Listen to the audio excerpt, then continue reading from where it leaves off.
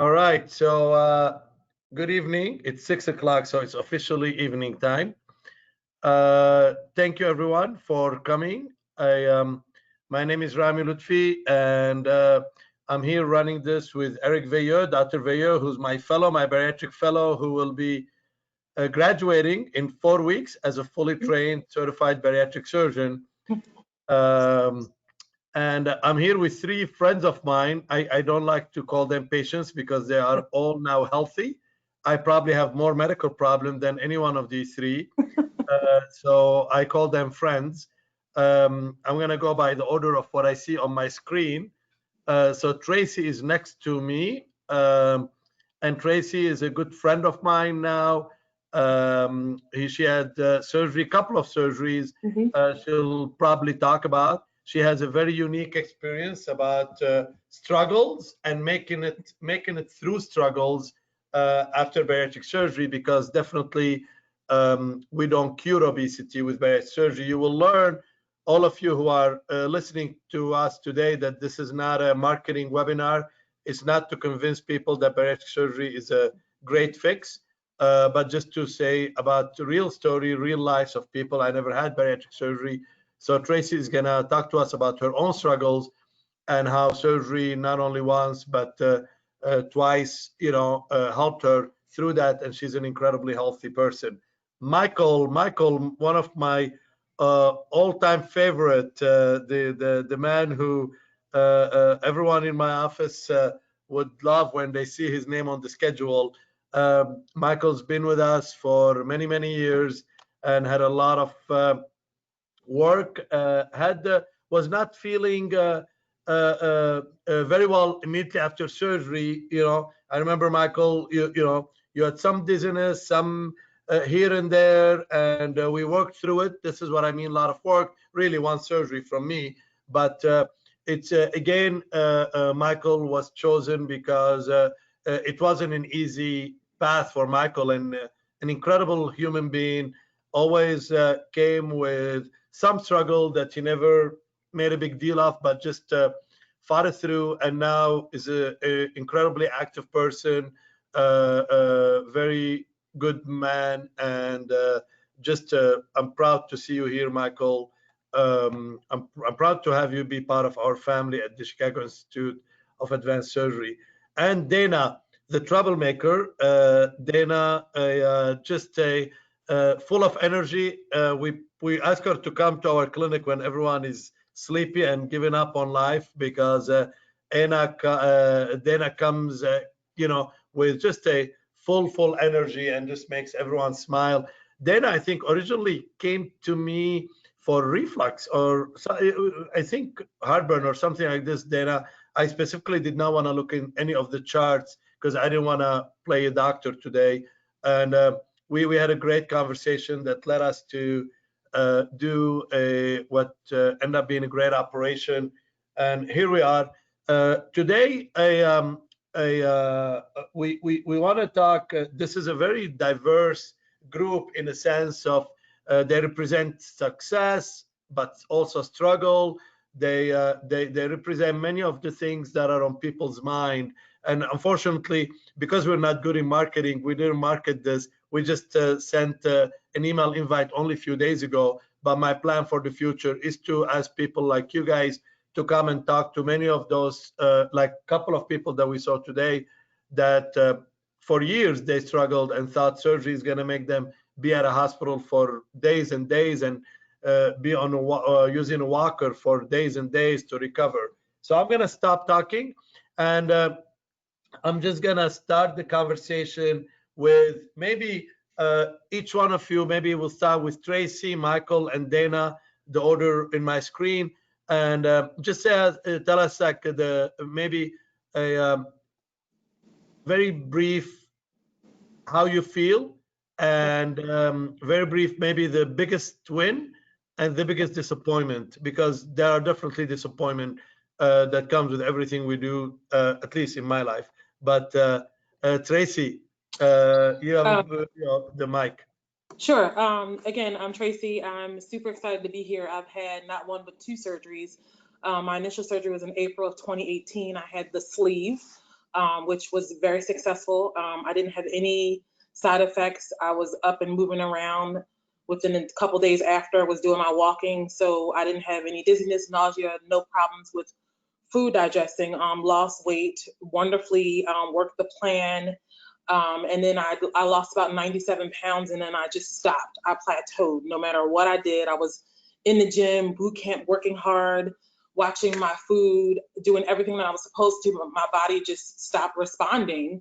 So I still had goals that I wanted to accomplish. I still had about 65 more pounds that I wanted to lose. So I went to Luthi and was like, hey, you know, what can I do? I'm doing everything. And then it was determined that sort of a next part. So I had the bypass on March 16th of 2020, which it wasn't a quick decision. It wasn't an easy fix, but for me, in the long-term weight loss goal that I wanted to accomplish, the first part of what I did had stopped working for me, although I was doing everything I was supposed to do, but still didn't have any struggles with like food or dizziness or any of that stuff.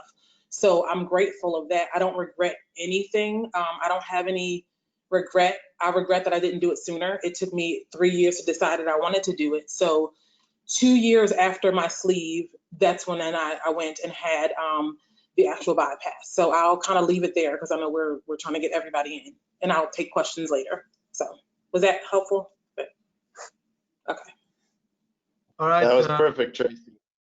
Michael, Eric also has a cat, and Eric talks about his cat pretty much nonstop. So you need to come with your cat to hang out with Eric and his cat. Michael, tell us what's on your mind. Tracy, what a beautiful way to put your struggle in a positive way. I just love this about you, Tracy. Thank you. Just couldn't be told better. Michael, it's all you, my friend. Sure. So my name is Michael. I'm a sign language interpreter. I just turned 55 2 days ago. And so I had a gastric sleeve in January of 2017, just after my brother had sadly passed away. So that first year was a very strange year of a lot of introspection and a lot of self-work and a very psychological process. Exactly when I lost fairly rapidly the weight I mostly wanted to lose, 100 pounds in about 8 months, and then another 20 pounds in about, the remaining like 3 months. For me, the biggest part of the post-surgery process was the gym. And I had a couple of things going for me in this process. I was single, and I'm single, so I didn't really have children to worry about in terms of trying to feed them and feed myself. I was good at movement. I was always a good mover. I was never embarrassed about looking silly at a gym. So that was just the big important part of what I was doing. And I guess the most concern I had was that because I was working out so much, because I was working the program so much, I started to have a few issues with dizziness when I was going from sitting to standing. I had some issues with a slow heart rate for a while. I was bradycardic, but nothing dramatic. It was all pretty good. And I guess the other largest problem I had with working the program was that I didn't really have the sense of restriction that a lot of people do have. I had some restriction, but I was able to eat more. Disappointingly, I was able to eat more than I thought I would be able to. So I really had to be careful about food. But I kept the workouts going, and I've been really very, very happy with the process. I don't regret it at all. It was just something that was really psychological. And another thing that was really important for me is that my friends and my family really gave me nothing but support. So I didn't really have that sort of sabotage person in my life that some people do talk about. So it's really important that not only do you consider your surgery and your process, but also consider the people around you and preparing them for what it is you're about to go through. It is a lot of work. It is a lot of process, and people have to be ready to kind of be there for you and not sabotage your goals. Yeah, Michael, great. I remember those days with the heart and when everything. And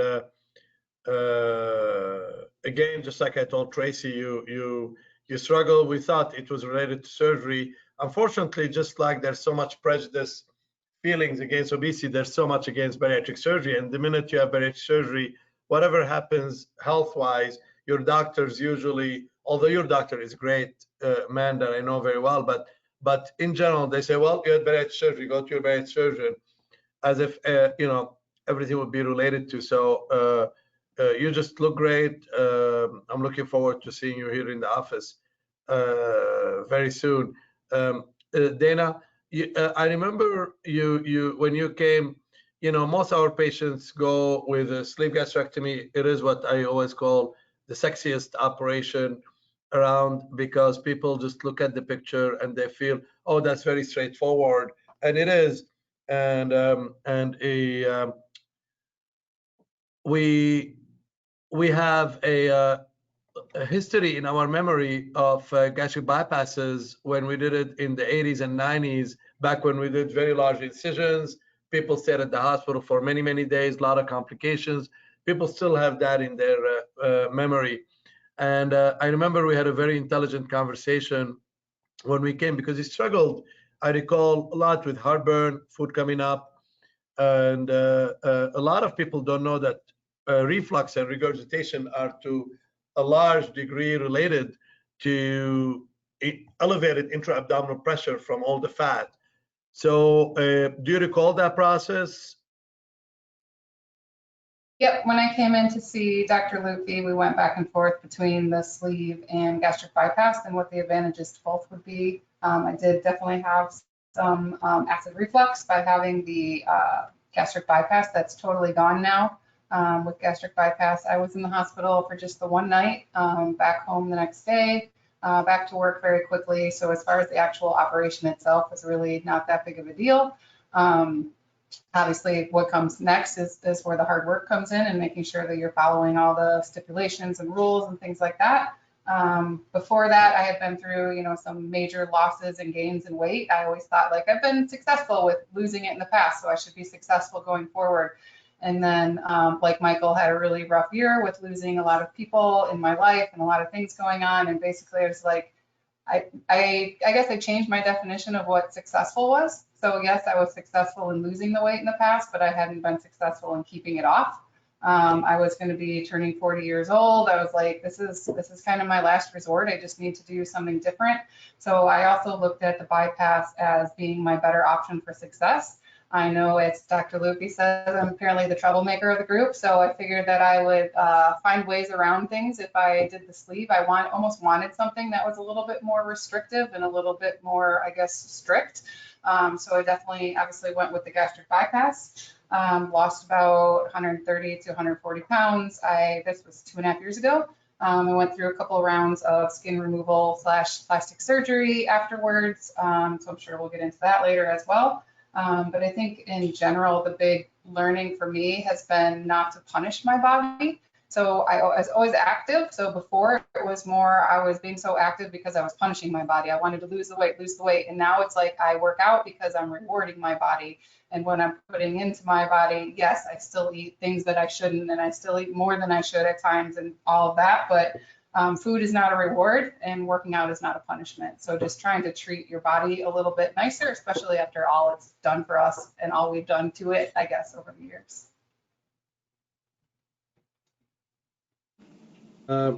Great.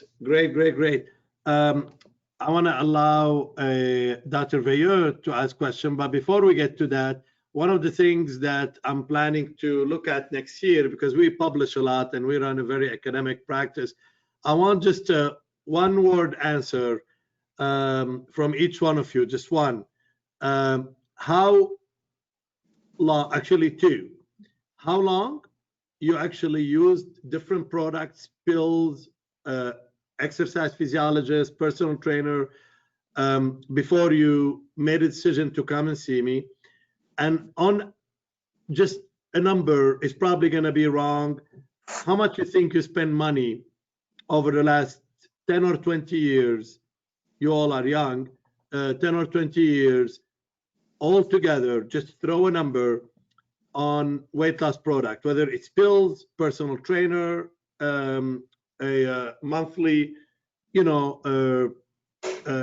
payment for health clubs. There's a lot of interest in the economics now of obesity, especially with COVID, which I wanna ask you a question, your feeling about this in a second, but just two words. One, how many months or years you tried, and how much money you think it costs you? Tracy. Probably at least over 15 years. In money, like thousands and thousands of dollars. I should have like stock in Weight Watchers, Jenny Craig and everything, but thousands of dollars. Okay, Michael? I was cycling for about 20 years with a lot of at-home delivery meals, diet meals, and a lot of off and on with the gym. I wouldn't say I spent thousands of dollars. I'd say I spent hundreds of dollars because I wasn't quite as committed as some other people were all along. But it was a process, and it was very up and down. Dana? Yeah, so as far as time, definitely my entire adult life, so probably around 20 years. Money, similar to Michael, I don't think I actually spent too much money on it. It was more like working out, just changing eating habits. I definitely invested in Weight Watchers and certain things over the years, but I don't think a ton of money on anything. And Tracy, you said that you regret not having had it earlier. What would you say, you and Michael and Dana, and you can just elaborate here, what would you say the number one reason you did not want to come to a surgeon? I was afraid. I was afraid because I had heard all the horror stories about like weight loss surgery and like, oh, it's so dangerous and risky. And I was too afraid to do the research, right? So I didn't, because I was just like, this is scary. I don't want to do it. But I had a primary doctor, Paulette Wilson, who pushed me and was like, this guy's the best. I would only send you to the best. And then I started researching and checking out your track record, Dr. Lufti, and learning that over the years and how much it had progressed and how much safer it was. And then I sort of just looked at like, what's more beneficial, me continuing to be 330 pounds or my knees hurting and not, hypertension and all these things, or taking a leap and actually going to a consultation and looking into it. And I'm glad I made the leap to go to the consultation. So. This is awesome. We did at the American Society of Metabolic and Bariatric Surgery, we did use a pretty fancy company that does surveys, and we saw that fear is the number one by far, an unrealistic expectation about risk of complication. Mm-hmm. Michael, anything different for you? Different for me because my decision was rather spontaneous. I think what led me to do it was that I started to develop some health issues. I'd always had problems with cholesterol and triglycerides, which I kind of ignored. I was taking, medication for it. Then I started to develop sleep apnea, and that was a big motivator because that sleep apnea system just sucked in every direction, and I was also starting to get a little bit borderline diabetic. So when those things started to come up, and plus my brother developing cancer, just sort of all of this together was just sort of a wake-up call, and I sort of plunged ahead toward it. So it wasn't something I had considered for a very long time. In fact, because of my brother's illness, I had to delay it somewhat. But don't regret it a bit. Do wish I had thought about it sooner, actually. But it was really just the development of these health symptoms and really wanting to get off the CPAP, which I have done. My sleep is normalized. Dana, anything different? Anything you want to add? Yeah, I actually wouldn't say that I was scared at all. It was more about feeling like a failure or feeling like people were going to judge me. I felt like people looked down on bariatric surgery, like, oh, you couldn't do it the normal way, or why didn't you just try harder, or something like that. And after I did all of my research, obviously, and then started talking to some people around me and saw how supportive, not that I didn't think people would be supportive, but I thought they'd kind of be like talking behind my back or whatever. They were all just super outwardly supportive. I didn't have really one person questioning what I was doing. So it was really just me thinking that I was going to be looked at as a failure, and that wasn't the case at all. Okay. Well, I'm going to let see if Eric has something on his mind, and then I'll let you say whatever you want. But before that, I want to recognize those people who are sitting here. Let me see. So MIC is our program coordinator and dietitian. She is socially distant from me. I had to take my mask out because my accent plus my mask makes it a little harder. Although I pretty much lost my accent, I was told yesterday. Oh, Okay. and then here, the other star, Molly, our physician assistant, and there are so many people back, John and Christine and Myra and so many people. And all of you guys know me so much, and you know that I need so many people to make me look good, and not only 2 bottles of gel, but just so many people to make me look good. So, Eric, is there anything you've been kind of taking over, talking to people? Anything on your mind to see what these guys would react to? Absolutely. And thank you guys so much. I'm glad that we started off the webinar with that question, because I really think that that is the biggest problem that faces so many people with obesity is, how do I kind of reconcile making that first step? And that first step really is coming in for a consultation or deciding to have a consultation. And so that was so great to hear kind of that decision moment in each one of your lives, when you really decided to come in. So to kind of piggyback on that and think back to the beginning, another thing that kind of keeps a lot of people from considering bariatric surgery is fear of the unknown, or fear of exactly what life is going to be like in that very early moment. So I was wondering if each of you could talk about not only kind of the first couple months, but even the first couple of days after surgery. How did you feel? How did things start to change, and how did everything really evolve over those first couple of months, just to give everybody an idea of what to expect? And Tracy, Sure. we'll go with you. Sure. So the first couple days after surgery, really after both surgeries, I actually felt really, really good. Like I didn't have, a little pain in my left shoulder, I guess from like gas, but like no like abdominal pain. I didn't have any of that. I was able to move around. So I'm grateful for that. I felt great, but sort of the weeks progressing, it was a little weird because I was like losing weight, and I was like, oh, this is actually really cool. So I think my mind had to catch up with my body because it was exciting. I was very excited, seeing the changes, like, okay, these clothes don't fit, and then wanting to just document my journey in a way. I journal because I think it's important to just find outlets. So for me, I didn't have any complications. I felt physically good. I went back to work, and I didn't even need 2 weeks off. I just put in for 2 weeks because I just didn't know. But like, I was like, oh, I'm fine. Like, so I went back to work, and it was just really like changing, like, bringing my food portion. So just changing my habits a little bit, but not a whole lot of change. I do have 2 children, teenagers, young adults. So it was interesting because they don't care about what your journey is. They will eat what they eat. They don't care what mom is doing. So it was just kind of like, tweaking some of that. But physically, I was fine. And I just worked through some of the different changes, like my physical changes, and got used to that. So. I would like to start with just the first the weeks before surgery, because that liquid diet is a real challenge, and I would say that was probably the toughest part of the process for me.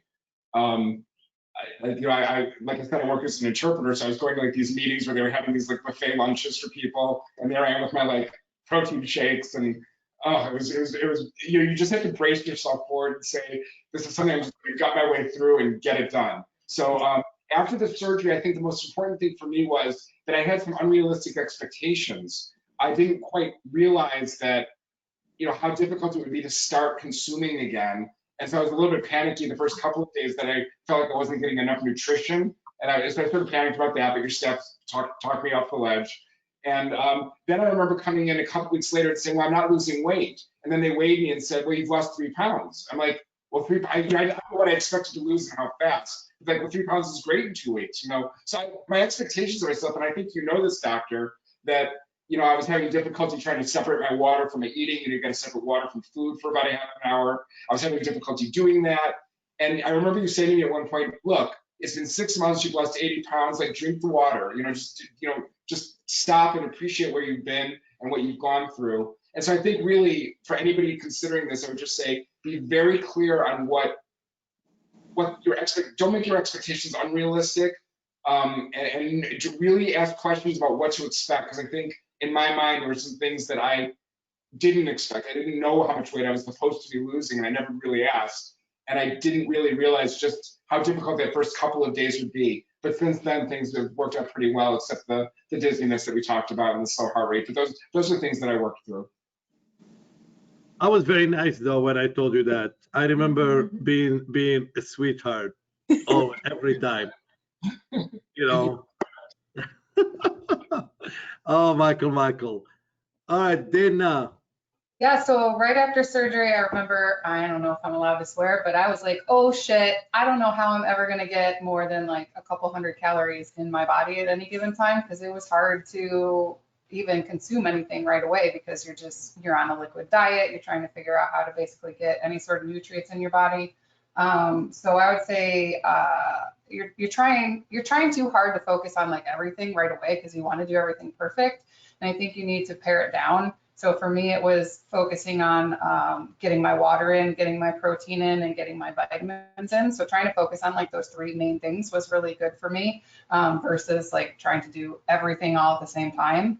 And then I guess I would also underscore the mental aspect of all of this. So this is a challenge. I mean, you are overweight for probably a reason, for things that have happened in your life that maybe you haven't worked through, and food was your comfort or whatever it might be. So those are things that you need to address before surgery, and you're going to continue to address after you have it.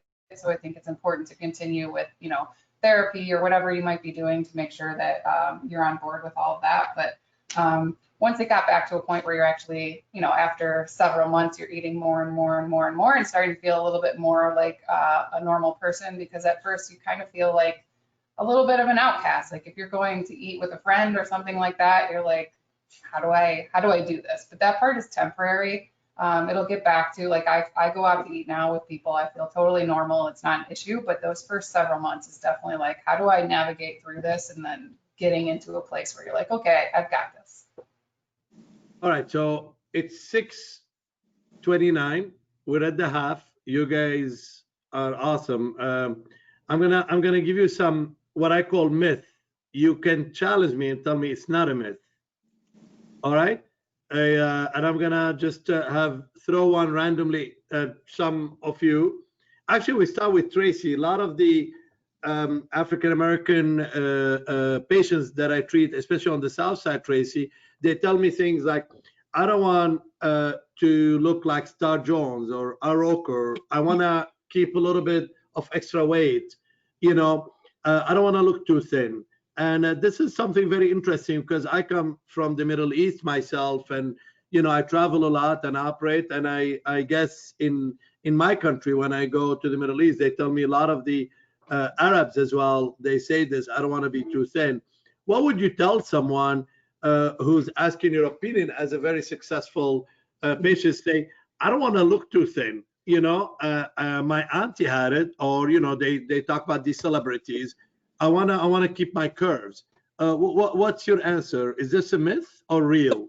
I'll say that I've lost 130 pounds so far. I didn't have any curves. I was a marshmallow. So now I actually have curves. I can see curves, and people are like, oh, wow, you have curves. I was like, yes, thank you.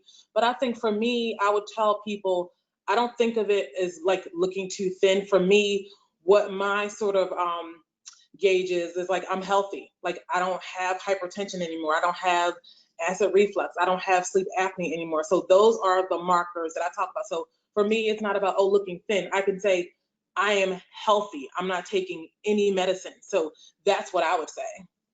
All right, great answer. All right, a myth for you, Michael, myth or reality. A lot of men say, how do you care how you look? A lot of men come to me and say, I feel like I'm no longer intimidating. I don't wanna look too thin. I wanna go with the guys and be able to eat 20 wings. So this does come up in my private consultation, especially from men saying that. What would you say to that, Michael? Is it myth or reality? Well, I'm in a little bit of a different situation because I'm a gay man, and you know, in the gay community, the ideas of thin and not thin are very skewed. And I think, in a sense, my community is a little bit unhealthy in that way, in terms of how we focus on bodies and things like that. Like Tracy, I was trying to focus on the health metrics, and I'm also Jewish, and in the Jewish community, and I work in the deaf community, so these are two communities that are very blunt. So I had to deal with a lot of people saying things to me like, "Are you sick?" Because I was losing weight so rapidly, especially deaf people. "Wow, you look so thin. Are you sick?" And in terms of men who are afraid of looking too thin or not being intimidating, I would just say really focus on your health, and you can always put weight back on.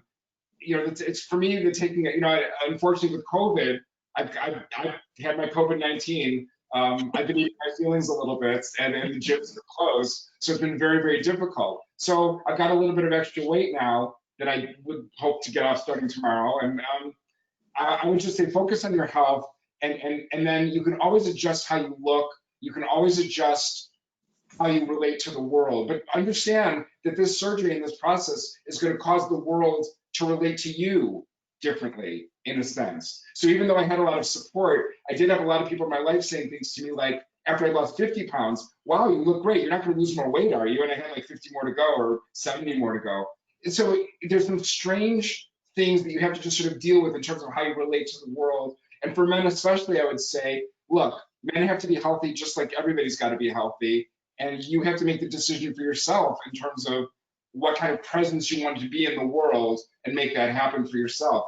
And I really can't say anything to anybody who says, "Well, I don't want to be thin." Well, then don't get the surgery. You know, there's really not much more I can say than that. Yeah, this is incredible, Michael. Wow, this is the most diverse ever possible stories. This is really, really good insight, Michael. I think you touched on so many things that only I hear in my private consultation, with the special fear related to all these things, gender, preference of so many other things, race. It just, Michael, this is just really, really good answer. Thank you. I'm sure it resonated deep in so many hearts. Next time we do definitely have to market this way before. It's incredible. Dana, myth or reality? You're beautiful. I know we touched on that, and I think there's not much to add to top Michael and Tracy, but I do know you allowed me to disclose that you had you chose to do some work afterward. And for us, even before bariatric surgery, you were a gorgeous woman. And is it a myth or reality that look does matter? I feel like you're setting me up. There's not a good answer. No, I want you to be honest. We talked about this, it's more about the outside matching how I actually feel at this point. So a lot of people choose to have skin removal surgery, which is what I had. A lot of people choose not to. It also depends on how young you are, how old you are, you know, how you lose your weight, what skin you have left, how much weight you actually lose, all of that. To me, I was active and I like to run, and so having like extra skin on my torso and on my arms and things like that became very intrusive.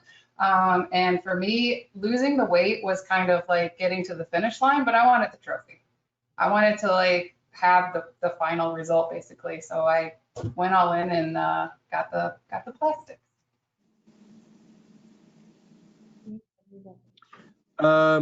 Okay, so I'm gonna leave it to you guys. What's on your mind? We're going great on time, 6:35. I'll start with you, Tracy. Anything you have a couple of minutes. Anything you wanna say? Anything, any disappointment? Anything on your mind? So disappointments, no. I will say I didn't have any physical like lightheaded dizziness, but the one thing I was just like that I wish I could change is like that constipation was like a beast. Like I'm over it now, but like the first several weeks I was like, this is horrible. This is going to do me in. Like not even like the smaller portions. It was the constipation. But I will say that I think for me, like really think about your journey, do your research, figure out what you want out of it, right? Because for me, I never went into this thinking I'm going to do I'm going to have 2 surgeries. I went into it thinking about, okay, if I'm going to take the leap and make these changes, I'm going to go all in, which I did. And I was devastated. I was devastated when I just plateaued and stopped losing weight, and I was working so hard, and I was just like, come on, I'm giving this all I got. And then Lucy was like, you're doing everything right. You know, I was like, I needed to hear that, because, you know, you start to second guess yourself. You're like, I'm working a program, food, water, vitamins, all these things, like hitting the gym hard. Like literally, I was a gym crazy person, and did not see the needle budge. So for me, again, I had not reached my long-term goal. So that is why I went back a second time. But I will also say, pay attention to the non-scale victories, because for a while I was obsessed with, like, let me get on the scale, let me see. I put the scale away. I could actually cross my legs. I was like, this is great. I could actually get on the airplane. I didn't need a seatbelt extension. I wasn't spilling over into seats next to me. And I got emotional the first time I got a flight and it happened, because I was just like, damn, like, you look at a scale and you don't see this. So for me, that equaled success when I was able to do these little things, or the things that I used to that would be a little bit embarrassing to me, like have to ask for a extension on an airplane for your seatbelt. So those are, I would say, go with the non-scale victories. Don't get caught on a number, and really do it so you feel healthy. That is what was my driving force, was to do it. Because I felt healthy. I was at the time 44, kid number 1 about to go to college, still had a teenager. I was just like, what am I doing? Like, my knees, they were like, your knees need to be replaced, all these things. So I was like, I want to be healthy. Nobody in my family ever died from natural causes. I want to die from a natural cause. So that's what did it for me. So I would say, well, first of all, I'm honored to be on the panel with these 2 very gorgeous women. I know I'm a gay man, but still, you're both beautiful, and I congratulate you both on your journey.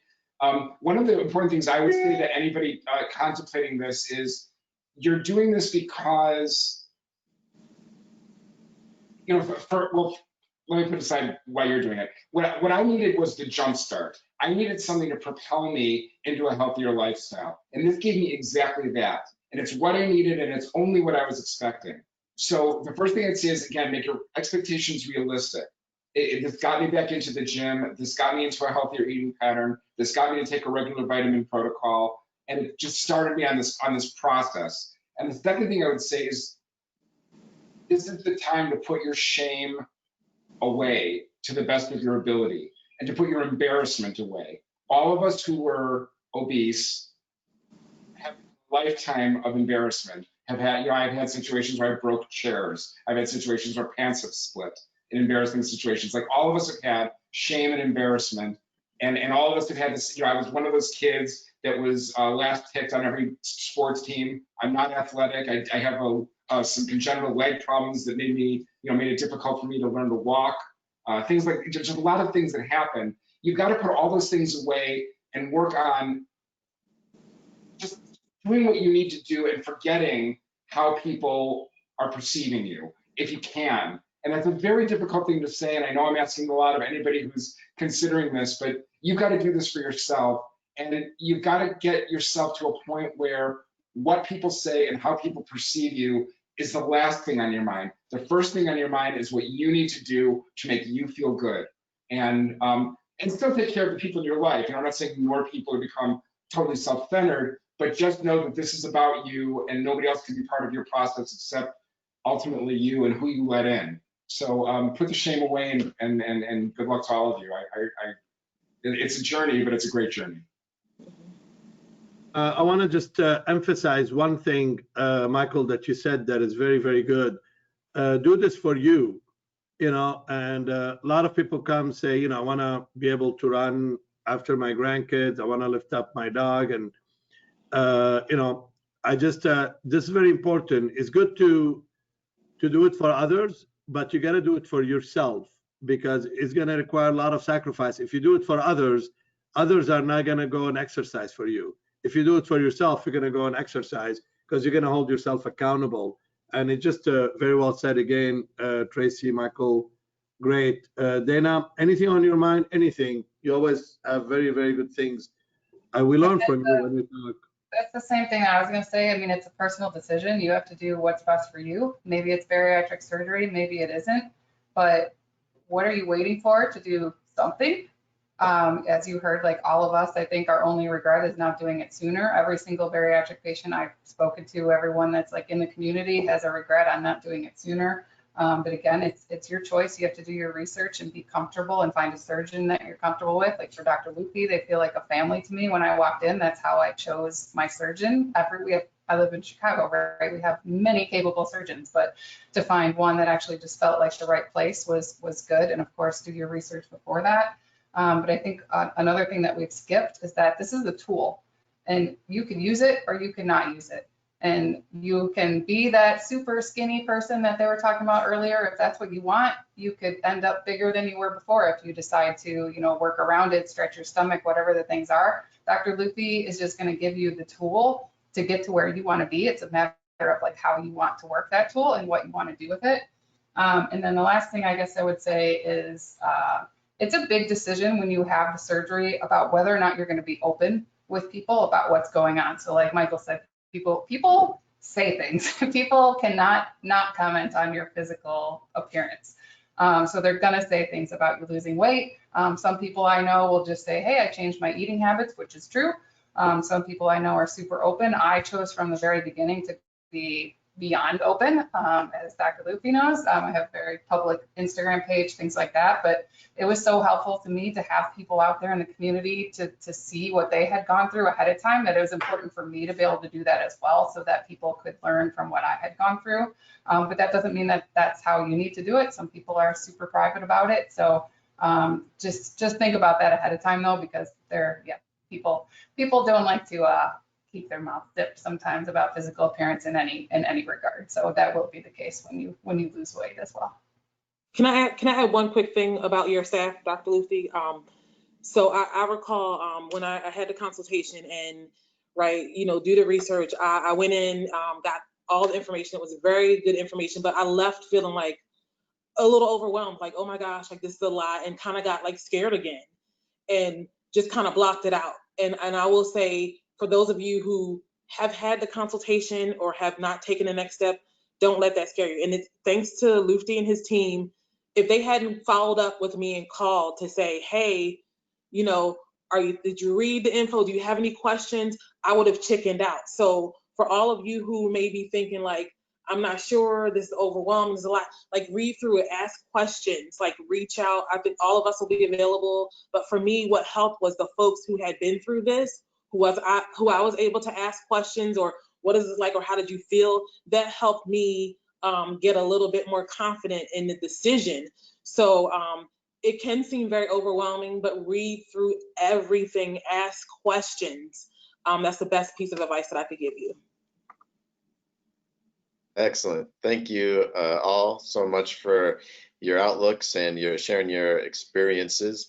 Now, one of the questions, not only are we getting it many times over here in this webinar, but one of the questions we get all the time during our consultations is about excess skin after weight loss and what is going to happen, what are the experiences with that, and is there any treatment? So I know you guys have a lot to talk about, specifically even about the treatment and your experience with that. And Dana, I'll let you go first here. Yeah, so there's two options, right? You can go with it or you can do something else about it. So we're lucky to live in a time where there's tons of different clothing options. As far as I think probably easier for women than men, unfortunately. But women, like there's high-rise compression leggings, things like that. Compression shirts that even like men can wear if there's some looseness in the chest area, things like that. Or you could just go with it and be comfortable and not have to worry about restricting any of your excess skin. But it's just a matter of choice and what you're comfortable with. And if you want to get rid of that excess skin, then you have some options. I mean, some people have insurance that pays for, I guess, call it plastics in the surgery or in the US, more of like a tummy tuck type thing. A lot of our insurance doesn't cover that. I actually went to Mexico to have my surgery. and don't have any regrets about any of that either. But like I said, I view it more as like the trophy at the finish line. And if I'm going to go through all of this hard work to get to where I want to be, then I want to finish the journey. I'm the same way. I really relate to what Dana said in terms of, you know, I was getting, when I had the surgery, I was 52 years old, and I said, look, you know, if I'm going to have the appearance that I want, I'm going to do this now. And I did have some excess skin on my abdomen. I was a little bit fortunate because a lot of people do experience some difficulty with their inner thighs, I'm told, and under the arms. I didn't have those issues. Most of my issues were right here in the abdomen. So I did go ahead and have that done. It did take me a while to make the determination I was going to go ahead and do it. But like Dana, you know, I decided to take the risk of another surgery. And there's always risk with surgery. You know, bariatric surgery, skin removal surgery. So you gotta consider it carefully and take it into account. I went ahead with it because I really wanted to have, you know, I wanted to be on a beach, and it's shallow maybe, but I wanted that trophy also at the end of the journey, and I don't regret doing that. But I also know that there are people who do not, and I think that's a very valid choice. Again, if you've achieved the health goals that you want to achieve and the weight loss goals you want to achieve, then you need to be satisfied with you. I want to say something. Oh, sorry. That is because we have 10 more minutes, and there's one thing I want to particularly take out of you, Tracy. This is something probably I'm most passionate about, and I've been invited to talk about to different insurers, politicians, as we lobby for a better coverage. Today, 2 of the 6 new patients that I saw had 1 per lifetime coverage. I was the president of the Illinois Bariatric Society, and I sit on the executive council of the American Society of Metabolic and Bariatric Surgery. And you know, as you and Dana were in our foundation video, I was the president of the ASMBS Foundation. So I have worn different hats to lobby for the coverage. And one of the incredibly unfair, unethical, and I think should be illegal decision is to have 1 per lifetime coverage for bariatric surgery. And what that means is you're allowed to have 1 operation because of this prejudice thinking that you're obese because you're lazy, because you eat too much, and because you don't want to exercise. And despite the ample evidence in the literature that we have about the metabolic derangement, we still don't accept that and talk as uneducated people. So no other disease you can do that. And what's very interesting, it shows that I'm passionate about that. What's very interesting is that our colleagues who treat cardiovascular disease, insurance coverage will pay for all intervention for coronary artery disease. So they will pay for an angiogram, then angioplasty for the vessels that are narrowed because of smoking. And then they'll pay for stenting when this fails, and when the stent fails, they'll pay for surgery, and then when surgery fails, they pay again and again and again, and all that is done while people smoke. While for obesity, well, you can choose not to smoke, but you cannot choose not to eat, right? So for obesity, they give you 1 per life. So basically, if you're a 22-year-old woman, for example, and you're 300 pounds and have a gastric bypass and go from 300 pounds to 150 pounds, losing 50% of your body weight, and then you got 3 pregnancies, then you go to Australia for a job for 5 years, then your mother gets sick, and then 15, 20, 25 years, you're only 40, 45, you're very young, and you regain that weight because of the metabolic changes with pregnancy, the menopause.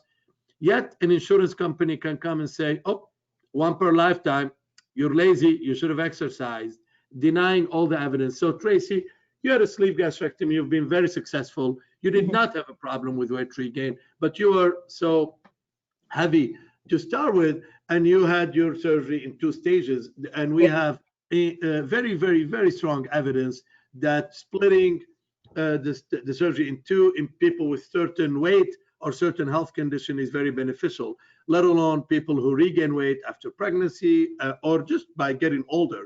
Can you just comment how you feel about this, Tracy? This is very passionate for me. Yeah, I think, and you know, I'm thinking back to the video that we made. I think it's just really disheartening to think like if somebody had cancer, you wouldn't make them wait to get any kind of treatment or intervention. So, and I was also surprised too, as you know, I think my BMI used to be like 51, and then you know I had lost 97 pounds, but according to standards, I was still obese. I was like, what? Are you kidding me? Like, and I think my BMI had gone down to like 35, whatever. But I think the way that the healthcare industry looks at the stigmatism that's on obesity is just, it's really disappointing, because like it's a disease, just like you would have diabetes, just like you would have anything. So, you know, I don't understand. I think it's ridiculous. And I think if you have a voice and a way to lobby for change, I would strongly encourage folks to do that.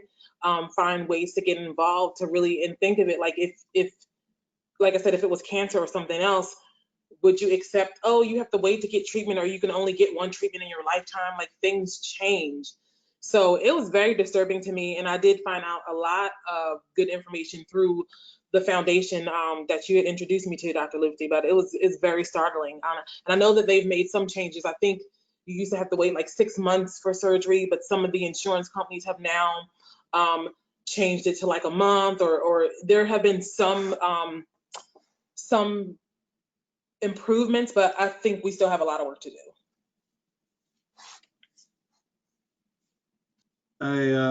So we are about 5 minutes away.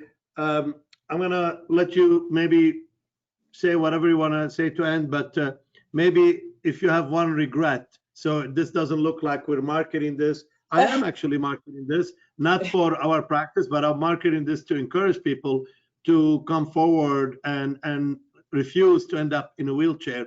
But if you have one regret, and that would be a good way to end that, as I regret ending this.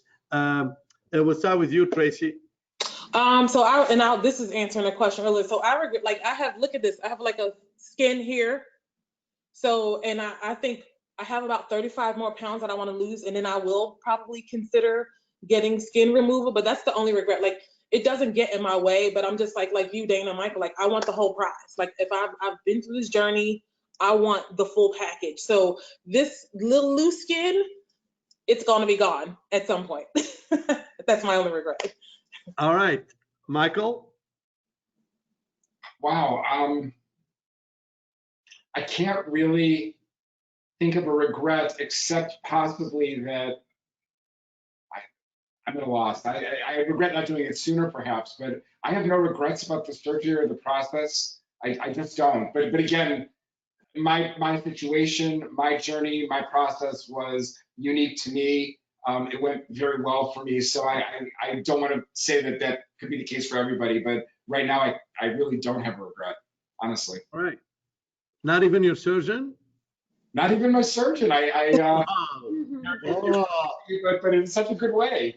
Okay, we're gonna see you one more time for free. All right, Dana. I looked at this like a last resort. Like, I was in a depression. I was at the bottom of where I could be before I said, all right, one last chance. This is it. Like, if it doesn't work, it's over for me, basically. So I regret not opening my eyes to this sooner and waiting till I got to that point where I was at like my lowest point probably in my life. I wish I had not looked at it as like being a failure. And just open my eyes to that. This could have changed my life. It could have let me live my life earlier than what it did. Okay. Dr. Veilleux, any last comment? I've just been answering all these questions here. Thank you guys again for joining us. I think this has been really enlightening for a lot of patients, not only our own patients who are post-op and curious about what's to come, but a lot of people who have joined us who are pre-op. One thing, you know, in the sense that we are here talking to you guys, you have been our patients, I just wanted you to quickly comment on the importance you think of following up with your surgeon after surgery, and how you think that that is beneficial to the overall trajectory of your weight loss and your end goals. So I feel like for me, it's a package deal. Like, y'all got me. I had surgery So I'm constantly, and I know Emma and Molly, like if I have questions about food labels or nutrition, I'm emailing, and they're so gracious. Like I'll email and ask questions, or I'll be like, Luffy, you know, why is this happening this way? So for me, I think it's really important. Like continue to follow up. Even, you know, I don't have an appointment for a few more months, but I'll email, you know, our dietitian a question, or Molly, is this weird? Does this seem weird? Or, you know, different things. So I think for me, constantly, like it's all a part of the journey. You know, you have to continue to evolve and know what's going on with, you know, weight loss and different things that change. So I always want to know what's happening. I probably ask too many questions, sorry, but I feel like I have to stay connected because it continues to be a journey for me. Michael, any last word? I just want to wish all of you a lot of health, a lot of good fortune in this time that we're going through. One of the things that did help me, especially early on, was post-surgery. They do have a support group, which I guess probably isn't meeting right now, but at a point where it can meet again, it really was beneficial to talk to other people who were not only going through things at the same rate I was, but also people who were farther along in the process, and then people who were just starting out in the process after I'd had a little bit of time under my belt. So get the support you need. Following up is great, particularly if you're having any kind of questions, issues, physical problems.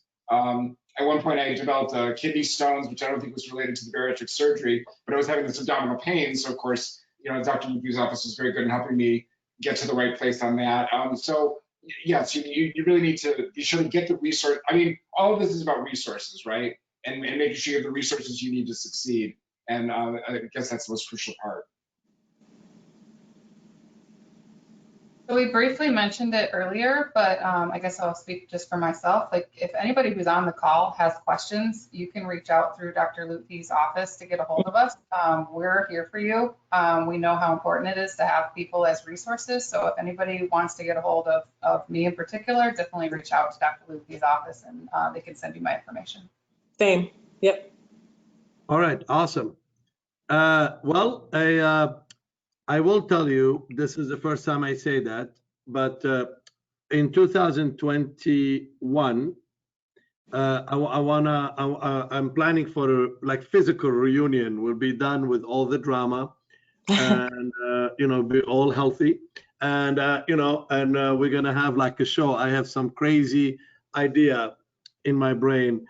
So as always, but I want to thank you because I think I'm more encouraged to do that for next year, even like a fashion show, because I think when people look at you guys, they really hopefully change the stigma, especially families who may not support. So you're helping me planning for something really cool in 2021.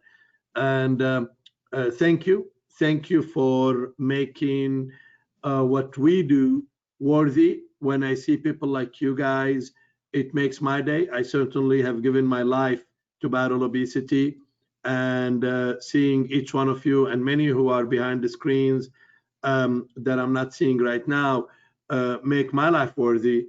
And when I see you like this, I feel better about myself. And I know for Emma and Molly, Eric, John, Christine, Myra, Yolanda, and all these people who played different roles in your life, they're all thankful to see you like this. Thank you. Stay safe. Please follow up, as you said, and love to you all. Good night. All right, thank you. Bye-bye.